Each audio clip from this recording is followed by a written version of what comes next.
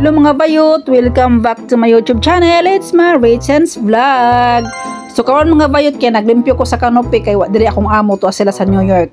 Nagbakasyon sila og 1 week so nakapanglimpyo ko. Akong labhan ning ilang kanopi kay nahugaw na kaayo ko kanang kinaon nilang mga syokula. Nagdikit-dikit na dito ang mga syokula. So ako ni siyang labhan.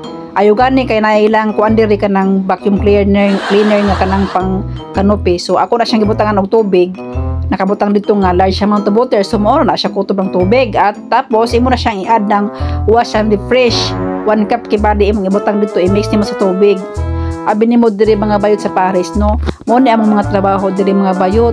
Swertihan lang kayo diri mga bayot kung makaamo kag kanang buotan, makaamo ka ni kag manyak. Ang manyak diri mga bayot mo nang mga masilan, pero akong amo kay di man sila mga manyak, mga buotan man eh.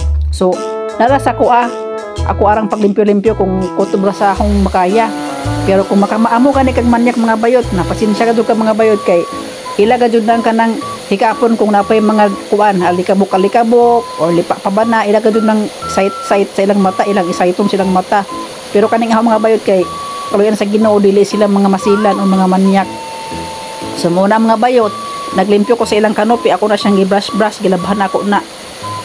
Pasensya na mga bayot no, kay sakit kid akong likod na mo nang dili ko magdugay, tapos banha pud na kaayo mo nang gasingit-singit ako sa akong tingon ni kusog na kaayo. Wow, nakaligo na pud gilang kanopi mga bayot. Pagbalik na pud nila gikan sa New York, malipa na pud ni kay mga ona pud og sukulang mga bata mangitag TV, mangikaon og sukula. At least nakaligo ilang kanopi. So mo ni diri mga bayot sa Paris, ilang vacuum cleaner o sa kanopi o kanang hugaw imo na siyang ilabay. So thank you for watching mga bayot. Bye.